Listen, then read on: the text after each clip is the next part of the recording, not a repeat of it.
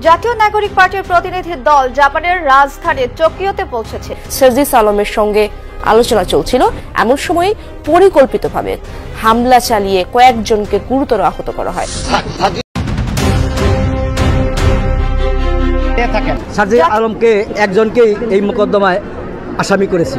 তার এই যে উগ্র আচরণ এবং কথাবার্তা, এটা দিয়ে সারা দেশে বিএনপির ভাবমূর্তি নষ্ট হয়েছে। কোর্ট বলেছে মামলাটা সিআইডিকে তদন্তের নির্দেশ দিয়েছেন, সিআইডির রিপোর্ট পাওয়ার প্রেক্ষিতে পরবর্তী আদেশ দিবেন।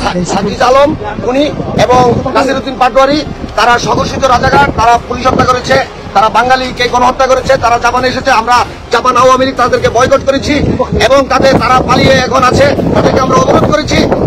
সুযোগ পাচ্ছে না, তারা ব্যাকডোর দিয়ে এখন যাবে। আমরা জুতা এবং ডিম সংগ্রহ করে রেখেছি, নিক্ষেপ করেছি, আরো করব। তাদেরকে আমরা এমন ভাবে প্রতিহত করবো তারা যেন জাপানে আসার সাহস না পায়। জাপানে ভুবন সফরে গিয়ে 3 দিন অবরুদ্ধ আওয়ামী লীগের নেতাকর্মীদের উপর হামলার শিকার এনসিপি নেতা সাজিস আলম ও নাসিরউদ্দিন পাটোয়ারি। ভেতরে সাজিস আলমের সভা তো বাইরের আওয়ামী লীগ নেতাকর্মীদের বিক্ষোভ। 2 দিনের সফরে গেলেও দেশে ফিরতে পারছেন না।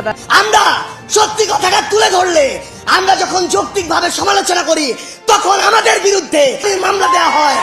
তখন আমরা মনে করি এগুলো হচ্ছে আমাদেরকে ভয় ভীতি দেখানোর লক্ষ্য। আমাদের একজন